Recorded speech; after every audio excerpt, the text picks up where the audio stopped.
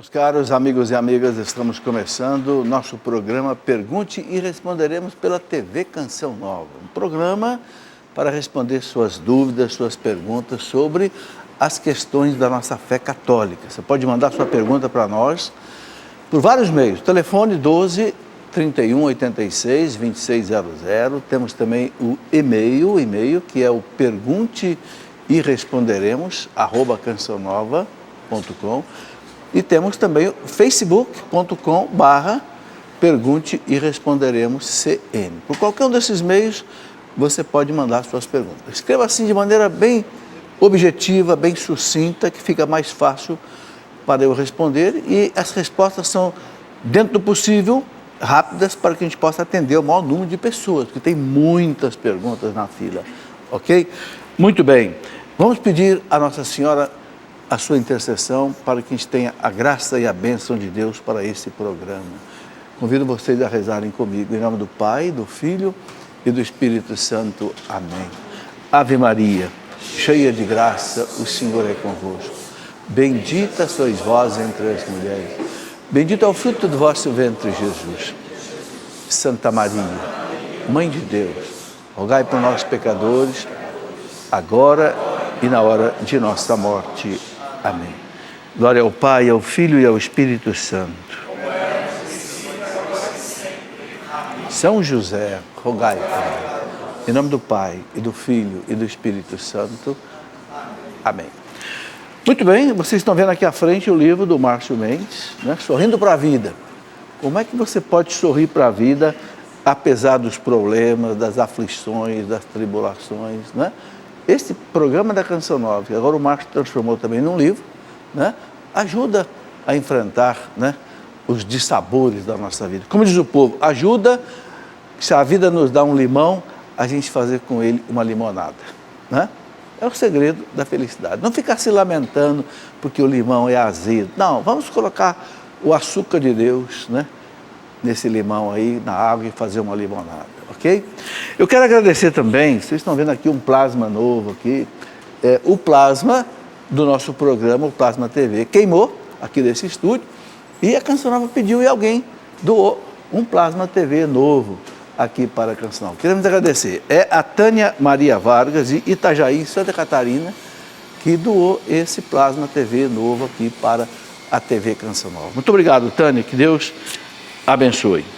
Muito bem, eu quero também dizer a vocês o seguinte, que a Canção Nova, ela mantém o projeto da M Almas através de várias atividades. Primeiro, a sua contribuição é a fonte mais importante, evidentemente. Mas também a Canção Nova tem o departamento audiovisual de venda de produtos. Então, todos esses produtos que vocês estão vendo aqui hoje, muitos livros, né? Por exemplo, aqui, esse livro, eu quero mostrar, é o 3º volume da coleção História da Igreja, que eu escrevi, aqui o primeiro volume, que é a Idade Antiga, até o século V, a Idade Média, do século V até o século XV, e depois a Idade Moderna, contemporânea, do século XV até os nossos tempos. Todos esses materiais da Canção Nova, inclusive imagens, camisetas, ajudam o projeto da ML. Esta camiseta que eu estou com ela é o lançamento da Canção Nova desta semana. Uma frase bonita da Madre Teresa de Calcutá: eu sou apenas um lápis na mão de Deus. O que a Madre Teresa quis dizer? Nós somos como um lápis, uma caneta na mão de Deus. Uma caneta sozinha não faz nada, não presta para nada. Não é verdade? Mas na mão de alguém que tem cabeça, que sabe escrever, uma caneta escreve um livro. Não é verdade? Escreve uma bela carta. Então, o que a Madre Teresa quis dizer com isso? Eu sem Deus, zero. Sem mim, nada podeis fazer. Na mão de Deus, como um instrumento na mão de Deus, um instrumento dócil, não pode ser um lápis com a ponta quebrada, né? Não pode ser uma caneta sem tinta, que aí também. Mas se eu sou um lápis com ponta, uma caneta com tinta, na mão de Deus faz muita coisa. É a mensagem dela, né? Uma mensagem de evangelização numa camiseta. Ajude a Canção Nova nisso aí. Muito bem, vamos aqui com as perguntas que nós já chegaram aqui. Eu quero antes mostrar esse livro aqui, muito importante. As consequências da pornografia.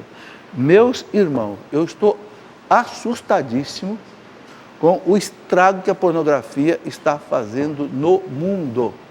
Para vocês terem ideia, o governador do estado americano de Utah declarou a pornografia como problema de saúde pública no estado de Utah, nos Estados Unidos.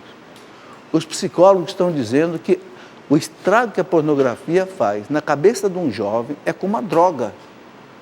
Se ele fica viciado em pornografia, ele começa a ter os mesmos problemas de um drogado. O cérebro vai sendo afetado. E consequências muito graves. Então, nesse livro aqui, eu fui pesquisar profundamente e olha, tem coisas horrorosas. Por exemplo, por que a pornografia hoje se espalha no mundo inteiro terrivelmente? Porque existe uma indústria pornográfica por trás que só nos Estados Unidos fatura 13 bilhões de dólares, aliciando mulheres para esses filmes pornográficos, também rapazes.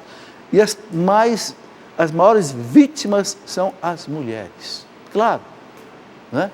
Que coisa absurda, usar o corpo de uma pessoa que é templo do Espírito Santo, morada da Santíssima Trindade, para fazer um objeto de prazer. É a maior destruição que eu acho que pode haver para uma mulher. Então, esse livro, olha, pais, educadores. Aqui, uma pesquisa que eu encontrei, diz que a partir de 11 anos de idade, as crianças já estão acessando filme pornográfico. Então, você que é pai, você que tem filho, você que é educador, você que é catequista, atenção os catequistas, lê esse livro aí. Olha, gente, tem um autor aqui, né? Terry, que fez aquele filme As Branquelas, ele conta que ele foi viciado em pornografia, ele teve que fazer tratamento psicológico e psiquiátrico para se livrar do problema. Não é brincadeira. Gera violência sexual, gera masturbação, gera estupro. A quantidade de estupro cresce violentamente por causa da pornografia. Então, é preciso tomar conhecimento disso. Pais, educadores, catequistas, trabalharem em cima desse assunto. Muito bem, por isso que eu fiz questão de mostrar esse livro aqui. Eu quero então agora aqui entrar nas perguntas de hoje. Aqui eu tenho uma pessoa que pediu para não ser identificada, não dá o nome, a gente respeita, evidentemente, e ela pergunta o seguinte: caí na tentação e cometi o adultério. Estou arrependida, mas estou com vergonha de confessar o meu pecado ao padre, né? Será que basta eu me confessar com Deus na frente do Santíssimo Sacramento? Serei perdoada? Estou sofrendo com esse pecado, desde já agradeço. Olha, a igreja diz o seguinte: pecado grave tem que ser confessada com o sacerdote. Não tenha receio. Não tenha receio de procurar o padre. Olha, o padre, como diz o povo, está careca de escutar isso. Você não vai matar o padre por causa disso, pode ter certeza. E ele não vai te xingar também não. Ele vai te perdoar, ele vai te aconselhar. Okay? Agora, precisa confessar com o sacerdote. Por quê? Porque Jesus disse no dia da ressurreição, na tarde do domingo da ressurreição, que ele apareceu para os discípulos no cenáculo, ele disse: assim como o Pai me enviou, eu vos envio a vós. A quem vocês perdoarem os pecados estarão perdoados. Então Jesus mandou confessar com os discípulos, que hoje são os bispos e os sacerdotes. Assim como o Pai me enviou, eu vos envio a vós. Por que Jesus instituiu a confissão no dia da ressurreição? Porque tinha acabado de conquistar com a sua morte, com o seu sangue, o perdão dos nossos pecados. E ele entrega esse perdão na mão da igreja, para a igreja distribuir o remédio. Então, não tenha medo, não tenha dúvida, vá ao sacerdote. Não tenha medo que ele vá te maltratar de jeito. Olha, eu costumo dizer, faz 60 anos que eu me confesso. Por quê? Eu fiz primeira comunhão com 8 anos, e eu estou com 68. Nunca eu fui maltratado por um padre numa confissão. Pelo contrário, sempre fui acolhido, amado, como aquele bom pastor que pega a ovelha e traz de volta para o seu rebanho. Então, sabe, não caia nessa tentação de ficar com medo de confessar com o padre. E o padre, ele tem o voto de obediência, o segredo da confissão. Ele não pode contar para ninguém, nem sob juízo, nem que ele seja condenado à morte, ele pode contar o pecado de alguém, senão ele é excomungado da igreja. Olha, que garantia a igreja nos dá, ok? Eu tenho um livrinho sobre confissão, não sei se ele está aqui, está, aqui, ó. Por que confessar? Como confessar? Tem gente que não sabe confessar. Esse livrinho, pequeno, mas bem, assim, substancial, ajuda você a vencer esse problema.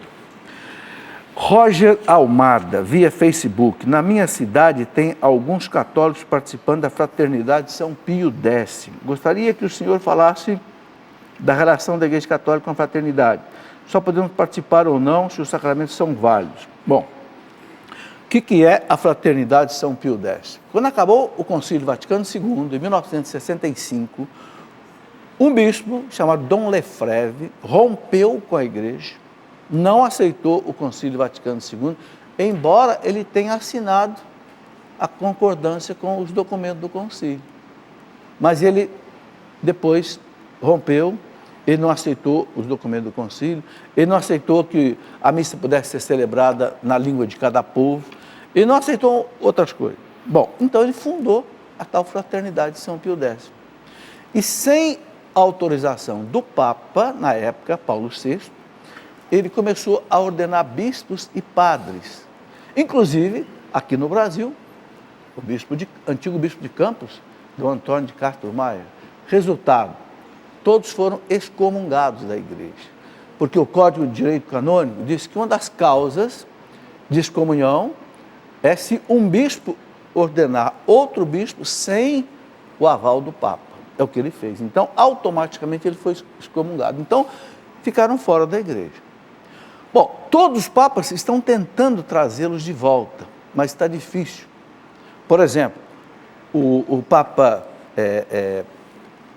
Bento XVI suspendeu a excomunhão a 4 bispos na expectativa deles voltarem, mas não aceitam o catecismo da igreja, não aceitam ainda o Concílio Vaticano II, ou seja, não estão em comunhão plena com a igreja. Continuam ainda, né, nessa situação. Então, o católico não deve frequentar as missas da Fraternidade São Pio X. Por quê? Porque não estão ainda reintegrados plenamente na Igreja Católica. Ok? É isso que a gente pode dizer. Vanessa Moura, via Facebook, ela faz uma pergunta sobre ideologia de gênero. Gostaria de saber o que a Igreja nos orienta quanto à ideologia de gênero. Bom, gente, a ideologia de gênero é algo totalmente contra a fé católica. O que é ideologia de gênero? Eu até escrevi um livrinho por causa do perigo dessa ideologia de gênero, está aqui, quem quiser aprofundar no assunto desse livrinho tem. A ideologia de gênero é uma ideologia que já começou lá em 1995, ela aflorou naquele encontro da ONU sobre a mulher, lá na China, que quer dizer o seguinte, um movimento feminista radical, né, começou com essa ideologia de que não existe sexo.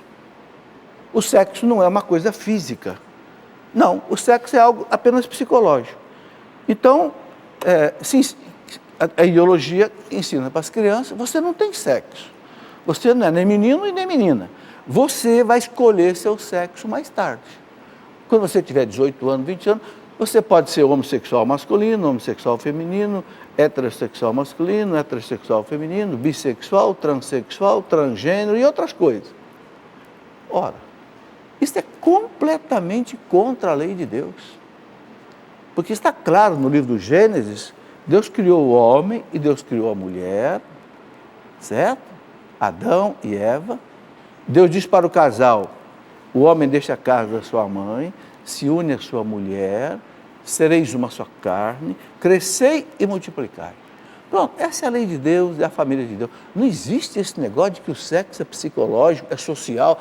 Não, o sexo é físico, é a identidade da pessoa. Eu não tenho sexo, eu sou homem. Você é mulher, porque você nasce mulher, com corpo de mulher. Entende? Então, a igreja não aceita de jeito nenhum essa questão da identidade de gênero, de forma alguma. né? Quer dizer, é totalmente contra. Os bispos, aqui eu coloco uma série de declarações dos bispos, dos papas. O Papa Francisco já falou várias vezes. O Papa Francisco chega a dizer que a propaganda da ideologia de gênero se assemelha com a propaganda nazista. O Papa Francisco fala isso aqui. Está escrito aqui, nos discursos do Papa Francisco, Papa Bento. Quer dizer, não se compactua com a fé católica de jeito nenhum. Inclusive, eu gostaria de dizer que o Congresso Nacional retirou a questão da ideologia de gênero do Plano Nacional de Educação. E também nos estados e municípios, as assembleias legislativas e câmaras de vereador também, mais de 90% da cidade não aceitam colocar ideologia de gênero no plano de educação. Porque quem tem que ensinar essa questão de sexo para a criança não é a escola, é a família. A igreja defende que quem tem que ensinar para a criança a questão do sexo é a família. A escola tem que ensinar matemática, português, ciências, ok? A ideologia, a religião, coisa, a família que decide o que a criança vai seguir, ok? É uma tentativa de querer roubar os pais dos filhos, em termos de educação. Por isso a igreja não aceita. Muito bem. Rodrigo Senra pergunta o seguinte: arrependimento e perdão. Pelo meu entendimento, não tem como pedir perdão sem antes se arrepender do que aconteceu. Está certo. Quem pede perdão se arrependeu, é isso mesmo. Exemplo de alguém que vai se confessar que roubou, mas na verdade não quer devolver o que furtou. Claro, se vai confessar porque roubou, primeiro tem que devolver o que roubou. Não tem cabimento de ser diferente. Esse perdão não serve de nada, pois não houve arrependimento de fato. Isso confere? Confere. Rodrigo, é isso mesmo. Quem se arrepende, quem pede perdão tem que estar arrependido. E se a pessoa roubou alguma coisa, tem que primeiro devolver. E tem que devolver direitinho, não pode ser fingido na confissão, né? Tem uma piada interessante que o rapaz roubou, foi confessar e disse para o padre: padre, eu roubei uma corda. É, meu filho? Tá bom, então devolve a corda, está perdoado. Só isso? Olha, padre, a corda está amarrada num burro. Ah, mas você roubou o burro? Roubei o burro. Ele falou: padre, tem roubado uma corda. Ah, então vai, está perdoado, devolve o burro, devolve a corda. Acabou.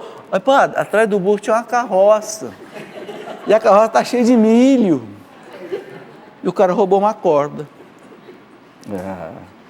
A gente pode enganar o padre, mas não engana Deus. Né?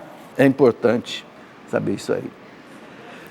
Rosângela Mello: tenho dúvidas sobre os 10 mandamentos, porque os 10 mandamentos da igreja são diferentes do que está escrito na Bíblia. Rosângela, não está diferente. Os 10 mandamentos da igreja, que estão aqui no catecismo, na terceira parte, né, que é toda a moral católica, né, amar a Deus sobre todas as coisas, não tomar o nome de Deus em vão, etc.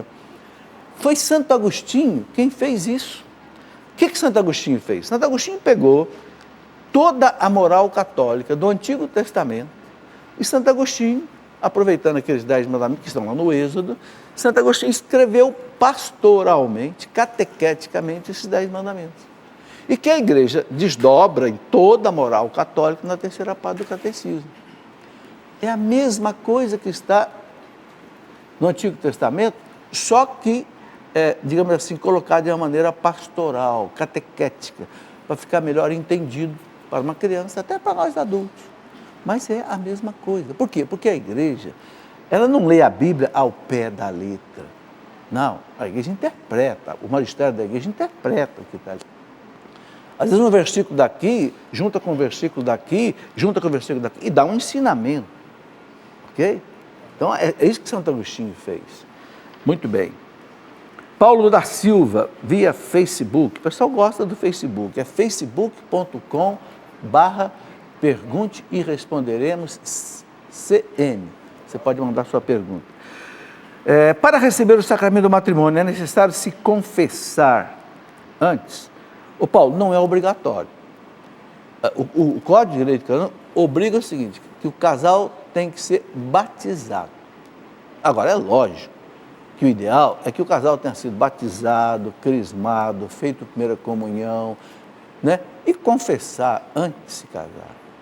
É isso que a igreja recomenda. Agora, exigência mínima é que seja batizado. Ok? Roberta Lima. Gostaria de saber se a originita é contrária aos princípios cristãos ou apenas física, usada a favor da saúde. Roberta, essa originita é uma pedra, que alguns dizem que tem poderes energéticos de cura e tal. Mas olha, o Conselho Federal de Medicina não vamos dizer assim, endossa isso. Não é uma prática médica, vamos dizer assim, aprovada oficialmente pela medicina. E às vezes alguns usam isso meio esotericamente, meio assim ocultistamente, em poderes mágicos, né? Então, sabe, não tem nada a ver com a nossa fé, mas é algo que precisa tomar cuidado para não ser, de repente, enganado com uma coisa que você pode estar pensando que vai te dar saúde, de repente não dá saúde, né? Prudência, caldo de galinha e água benta não faz mal para ninguém, dizia meu velho pai, né? Tá aí. Leia Silva, é pecado rezar pelos animais, pedir a intercessão dos santos quando o animal está doente? Não, não é pecado, né? Existe a bênção dos animais de São Francisco, pode rezar. Agora, nós temos que entender o seguinte, gente, o animal, quando ele morre, ele acaba totalmente. O animal, ele tem uma alma mortal, ou seja, a alma do animal a alma vem do latim anima, quer dizer vida. A vida do animal acaba totalmente na morte. Ele não continua vivendo, não vai para o céu como nós, o inferno, o purgatório, não, o animal acaba totalmente. Ele tem uma alma mortal, nós temos uma alma imortal. Entendendo essa diferença, ok? A bênção pode ser dada para os animais. Existe até missas, por exemplo, quando existe numa cidade uma peste muito grande, matando muitos animais, há uma missa que tem uma bênção especial, um pedido especial para contornar essas coisas.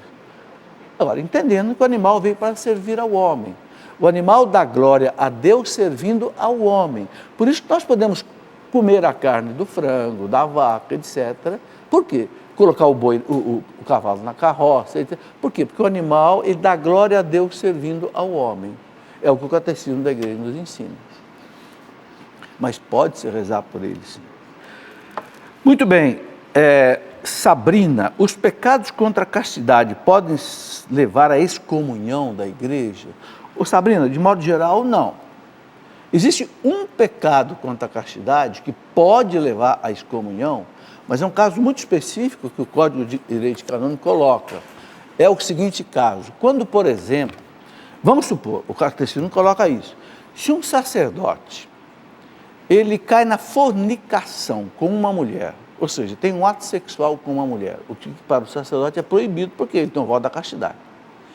E se a mulher vem se confessar com ele, e ele perdoa o pecado dos dois ali, aí o código diz, os dois estão excomungados da igreja. Por quê? Porque aí é um abuso do sacramento.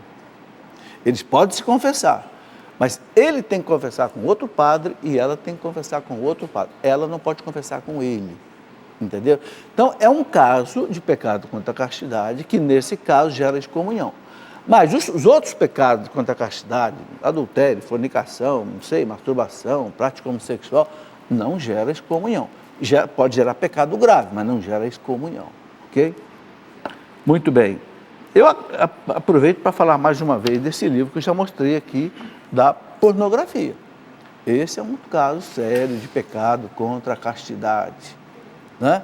Não pecar contra a castidade é um mandamento da lei de Deus, 6º mandamento. Cida, via Facebook. Bom, estou falando Cida porque está escrito Cida aqui na minha pauta. Devemos pedir realmente qualquer coisa a Jesus? Por exemplo, outro dia eu perdi R$300 em casa e alguém me disse, peça para Jesus, para ele te ajudar a achar o dinheiro. Eu não o fiz. Eu pensei que existem tantas pessoas em situações piores que a minha, em que Nosso Senhor deve estar ajudando. Esse posicionamento seria correto? Não, você pode pedir sim. Por que não? Jesus ajudar você a achar R$300. e ajudar todo mundo a achar o resto, para Jesus é fácil. Jesus é onipotente. Peça sim, sabe? Quando eu vou às vezes encostar meu carro, não acho vaga, eu digo, ô meu anjo da guarda, me ajuda a achar uma vaga aí. Nossa Senhora, me ajuda a achar uma vaga. Daqui a pouco eu acho a vaga. Não ofende a Deus isso não. Peça tudo para Deus. Se é uma coisa boa, você não pode pedir uma coisa ruim. Mas pedir uma coisa que você precisa, pô, perdeu R$300, que falta faz isso. Santo Antônio, ele é considerado o santo das coisas perdidas, né? Por quê? Aquela história do pão bento de Santo Antônio. Eu estou escrevendo um livro da vida de Santo Antônio, por isso que eu sei desse caso. Eu coloquei no livro. Uma senhora, em 1800 e pouco na França, foi abrir uma porta, e a porta não abria de jeito nenhum, a porta da casa dela. Ela chamou o chaveiro não conseguia abrir a porta. O chaveiro disse, eu vou ter que arrombar a porta. E o chaveiro foi buscar ferramenta para arrombar, fechadura e tal. Nisso ela rezou para Santo Antônio. Santo Antônio, eu já ouvi dizer que o senhor é o santo que ajuda a resolver as coisas perdidas. Então, Santo Antônio, eu vou fazer uma promessa. Se eu conseguir abrir essa porta sem arrombá-la, eu vou fazer o seguinte, eu vou começar a dar pães aos pobres. E o chaveiro chegou, e antes de arrombar a fechadura, ele colocou a chave de novo, virou, a porta abriu. Surgiu o costume do pão bento de Santo Antônio, que os franciscanos fazem, né? Parece toda terça-feira, não sei. Está aí. Peça a Santo Antônio. Quando você perder a chave do seu carro, perder, né, seu celular, perder seu óculos, né? A gente vai ficando velho, começa a perder essas coisas, né? Santo Antônio, valei-me, né? Gente, isso é verdade, isso é sério. Se você duvida disso, faça a experiência. A igreja nos ensina que os santos estão no céu intercedendo por nós sem cessar. Só não usa isso quem não tem fé. Paciência. Bom, levantou a plaquinha aí do intervalo, vamos fazer o nosso intervalo. Depois eu vou responder aqui no Plasma Novo, que a Tânia Maria Vargas, lá de Itajaí, doou para a Canção Nova. Espera aí que é bem rápido o intervalo. Muito bem, de volta com o nosso Pergunte e Responderemos. Eu quero dizer o nome das cidades de vocês. Não dá para dizer o nome de todo mundo, mas pelo menos uma pequena homenagem à cidade de vocês e vocês nós gostamos de fazer. Então temos gente de Curitiba, Paraná. Quem são? Isso, levanta a mão. Aí o câmera vai mostrar lá para a cidade de vocês. Resende, Rio de Janeiro, está ali, bem perto de nós, aqui da nossa Academia Militar das Agulhas Negras.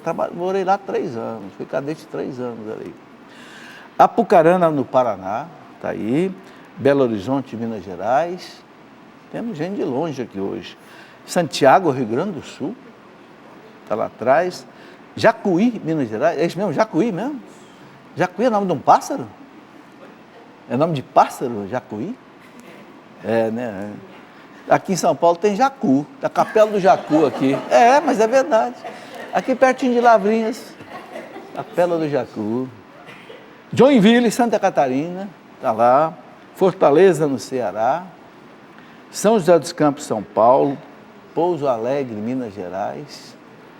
Baipendi, Minas Gerais, está ali. E Itanhandu, Minas Gerais. Sejam bem-vindos. Recife, não pode deixar Recife de fora. Está aí o casal de Recife. Já vieram 8 vezes aqui a Canção Nova, não é isso? Olha, de Recife aqui. Muito bem. Olha, eu quero, antes de voltar às perguntas aqui do Plasma, nós estamos no mês, vai começar o mês da Bíblia daqui a pouquinho, né? Dia 1º de setembro está aí. Eu queria mostrar esse livro, a Sagrada Escritura. Como ler a Bíblia? Como é que a Bíblia foi escrita? Como entender a Bíblia? O que são os livros apócrifos? Aqui eu explico um pouco cada um dos 72 livros da Bíblia, ok? E eu gravei também, vou mostrar aqui, um curso bíblico de 100 horas, explicando cada um dos 72 livros da Bíblia. É uma coleção de uns 10 CDs aqui, que tem explicação de cada um dos livros da Bíblia. Porque são 100 horas de curso. Aqui é um curso sobre história da igreja, também 100 horas, que equivale a esses 3 livros que eu mostrei de história da igreja. A gente prefere ouvir no carro e tal, todos preferem ler. Né? Não é a mesma coisa, é um pouco diferente, mas E também um curso sobre família, de 25 horas sobre a família, começando desde o namoro até a viuvez. Como Deus me deu a graça de passar por todas essas fases, né? Pode escrever alguma coisa sobre isso, também aquilo que a igreja nos ensina. Muito bem, quero também falar o seguinte, eu recebo muitas perguntas aqui sobre questão de falsas doutrinas, né? Então tem um livro aqui que explica essas falsas doutrinas. O que são falsas doutrinas para nós? É aquilo que não bate com a fé católica. Não é para hostilizar ninguém, não. Por que você não pode ser católico e espírita ao mesmo tempo? Por que você não pode ser católico e seixinoe ao mesmo tempo? Por que você não pode ser católico e outra coisa? Entendeu? Então, as razões de cada incompatibilidade. Tem mais de 200 religiões e seitas escritas aqui. Outra coisa que eu recebo muito, perguntas sobre liturgia. Este livro, Para Entender e Celebrar a Liturgia, aqui eu explico detalhadamente o que pode, o que não pode ser feito na Bíblia, na liturgia, de acordo com as normas da igreja. Então existe um documento importantíssimo chamado Redemptionis Sacramento, do Papa João Paulo II, que diz o que pode e o que não pode fazer, por exemplo, na missa, que é o ato litúrgico mais importante. Então, eu gosto de mostrar esses livros porque ajuda as pessoas a tirarem as suas dúvidas. E uma coleção de pequenos livros que eu estou escrevendo sobre assuntos variados, como aquele que eu mostrei de ideologia de gênero, também aqui, né, qual a importância da oração. São perguntas que chegam aqui, então, você sabe o poder do sangue de Cristo? Como entender o Apocalipse, esse livro difícil da Bíblia, né? Como entender aqueles sinais todos, aquelas, né? Como entender as páginas difíceis do Antigo Testamento, como entender o dilúvio, como entender aquelas 10 pragas do Egito, como entender o pecado original, como entender Adão e Eva, existiram, não existiram, né? Por que venerar as imagens? Porque nós veneramos as santas relíquias?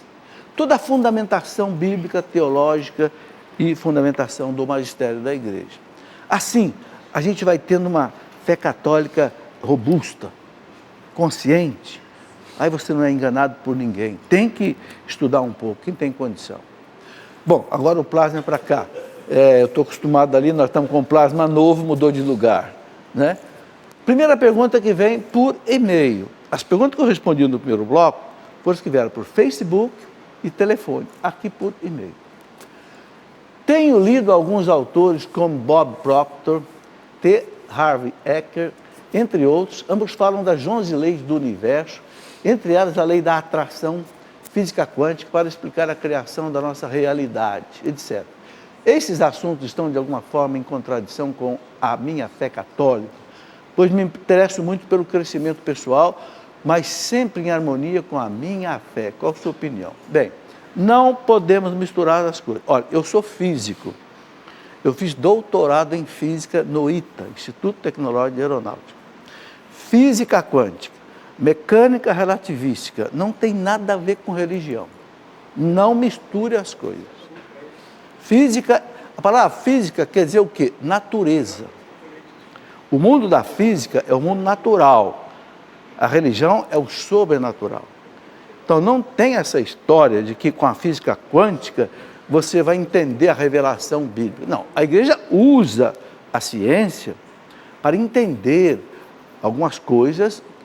Por exemplo, a igreja usa as línguas antigas para entender o hebraico, o grego, que a Bíblia foi escrita em grego e hebraico. A igreja usa, né, a história antiga, a geografia antiga, antropologia, arqueologia, paleontologia, claro, para entender o contexto em que o livro sagrado foi escrito. Agora, na espiritualidade, não tem nada a ver de física quântica com, por exemplo, a oração, com a minha vida espiritual. São coisas diferentes. Não misture, ok? Porque não tem algo a ver com a revelação. Vamos em frente. O que significa dizer que a igreja é una? Una quer dizer, ela é unida. Ela tem uma unidade. Ela é una e ela é única. Única por quê? Porque Jesus disse, sobre ti, Pedro, edificarei não a minha igreja.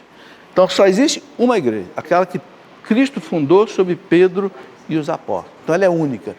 Una, quer dizer, ela é unida.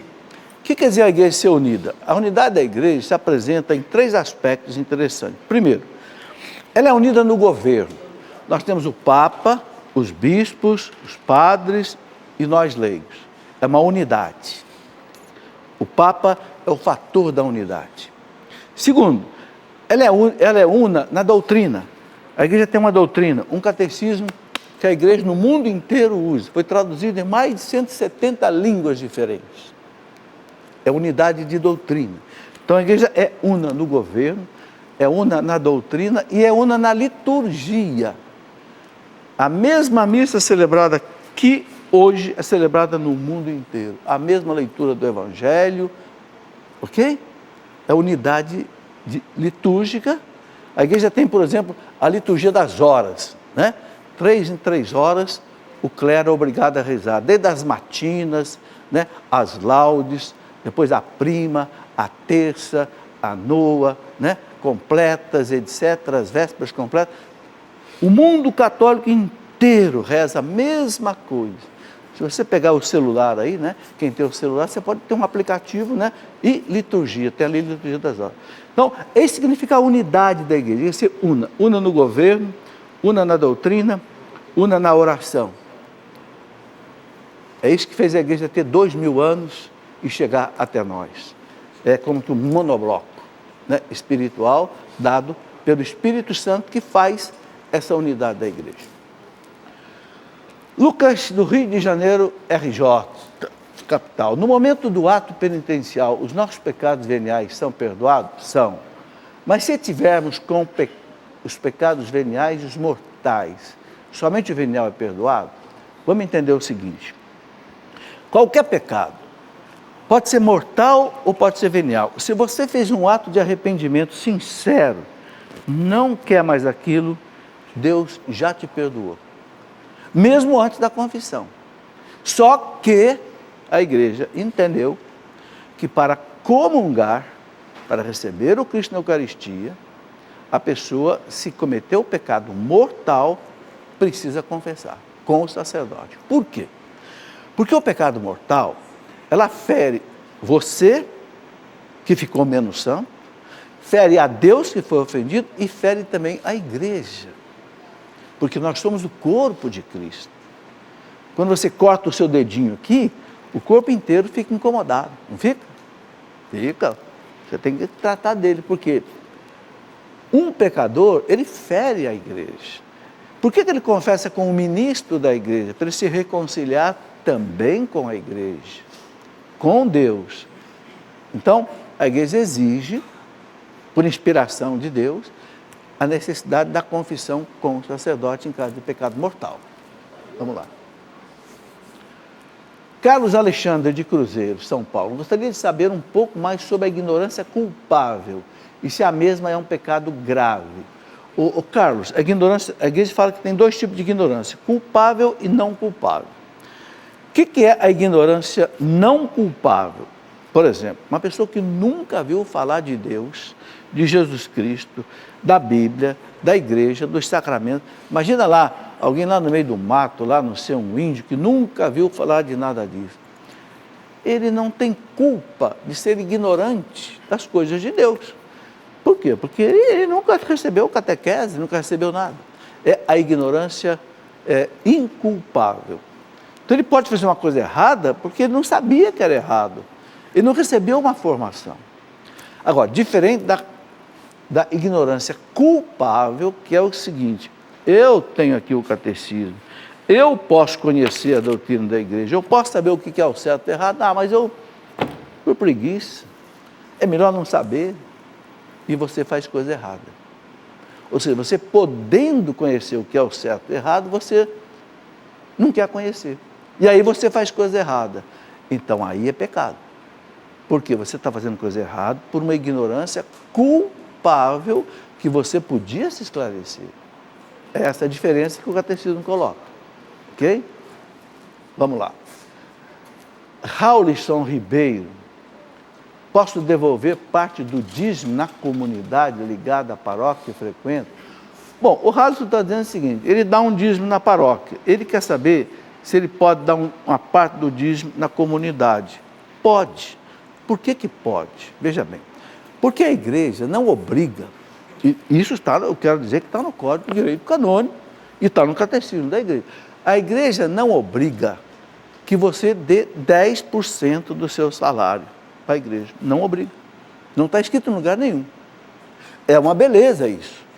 É uma maravilha a pessoa que dá 10%. Mas não está escrito que é obrigatório.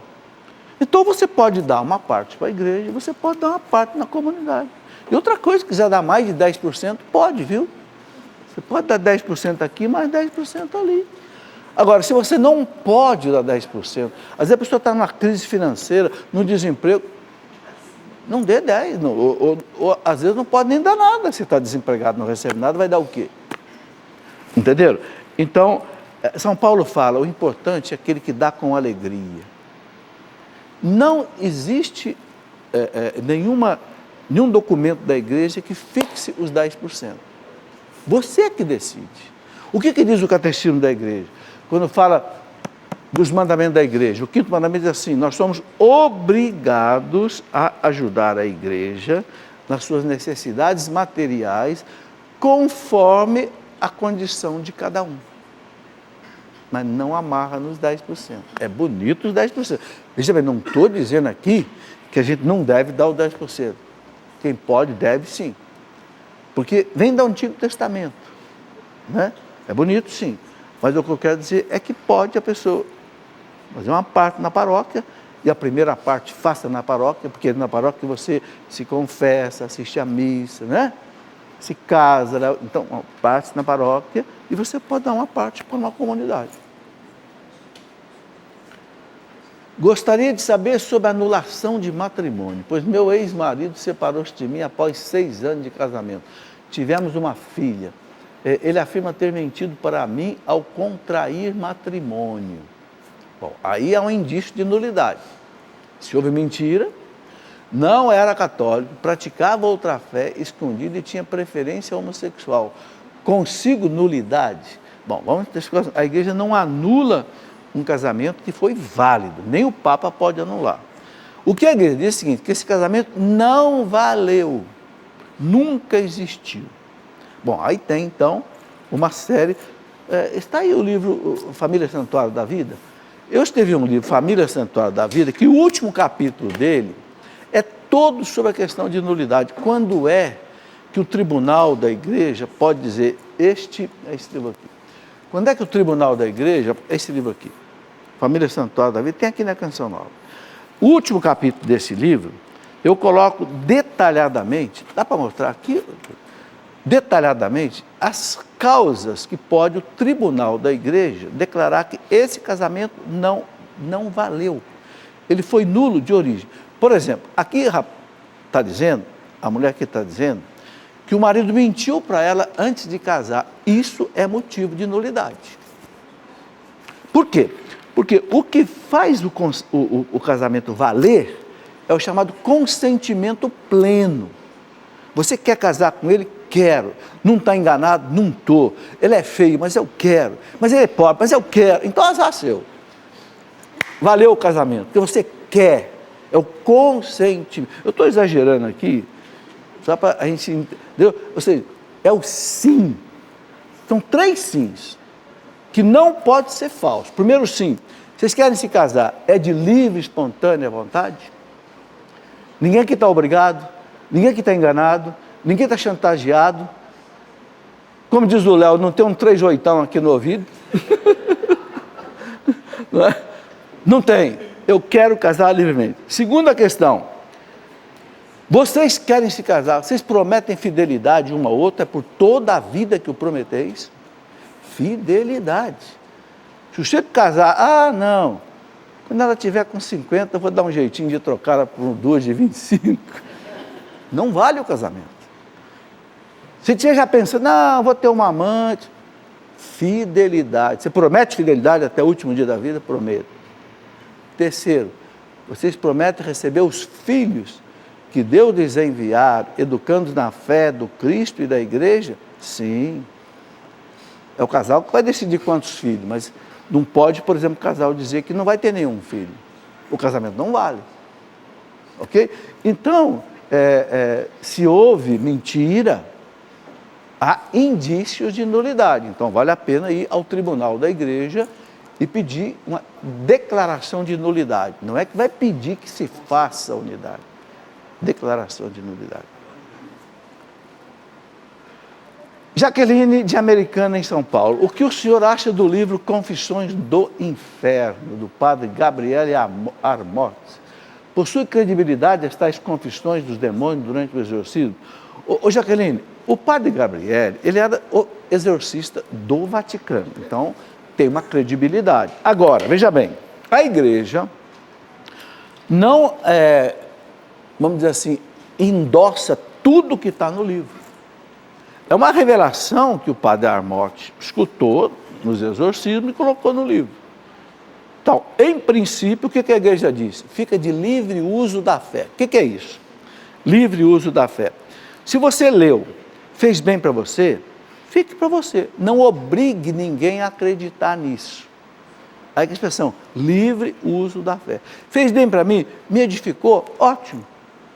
Agora, eu não vou dizer isso aqui é dogma de fé, todo mundo tem que acreditar. Não, é livre uso da fé. Aquilo que Santo Agostinho dizia. Santo Agostinho dizia assim, na essência a unidade, na dúvida a liberdade, em tudo a caridade. Na essência a unidade, ou seja, aquilo que é doutrina exata da igreja, a unidade, ninguém duvide. Na dúvida, a liberdade, aqui é liberdade. Quer acreditar? Acredito, não quer acreditar? Não acredito. Terceiro, em tudo a caridade. Não vamos brigar por causa disso. Ok? Vamos lá, em frente. Como me desfazer de uma imagem quebrada que não tem possibilidade de restauração? Coloque essa imagem num lugar que ela não seja profanada. Ou seja, não jogue no lixo, não jogue no lixão. Né? Faça o seguinte, envolva essa imagem num saco plástico, enterre.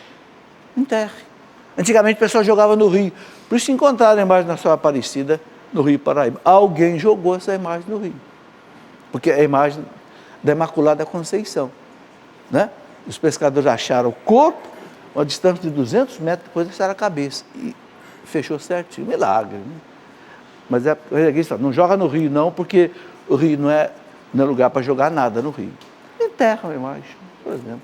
Se for de pano, por exemplo, ou de papel, uma gravura, pode queimar, por exemplo. Melhor destruir do que deixar ser profanado em algum lugar. Anderson Macedo, de Jacareí, São Paulo. É válido os fiéis estenderem a mão para abençoar alguém na missa ou no momento de oração? Isso não tira a autoridade sacerdotal do padre que é designado para isso? Anderson, a gente rezar, colocando a mão na cabeça de uma pessoa, não tem nada demais. Sabe? É um gesto de carinho. Pôr a mão na cabeça, no ombro. Né? É um gesto de carinho, não tem nada demais. Agora, o que a gente não pode fazer é aquilo que o bispo faz quando, por exemplo, ele vai ministrar o sacramento da crisma. Aí ele impõe a mão, ele diz, recebe o Espírito Santo. Aí é um sacramento. Isso ninguém pode fazer, só o bispo. Sabe, mas rezar, colocando a mão, pedindo a bênção, sabe, é um gesto de carinho, bonito, que não tem problema nenhum fazer. Não é um gesto sacramental, não é um sacramento que a gente está ministrando. Muito bem, gente, terminou o nosso tempo. Deu para responder bastante pergunta hoje, graças a Deus. Obrigado a vocês que vieram participar ao vivo, né? Vocês daqui também. E amanhã temos a Escola da Fé aqui. Eu vou entrevistar amanhã um padre muito interessante, o padre Giovanni, é italiano, mas mora no Brasil, que conheceu o Padre Pio. Ele esteve 3 dias com o Padre Pio e vai contar para nós aqui muitas coisas bonitas do Padre Pio, se Deus quiser. Está vindo de São Paulo amanhã para participar da nossa Escola da Fé, 8 horas da noite, aqui nesse mesmo auditório. Muito obrigado, fiquem com Deus, até outra vez, se Deus quiser.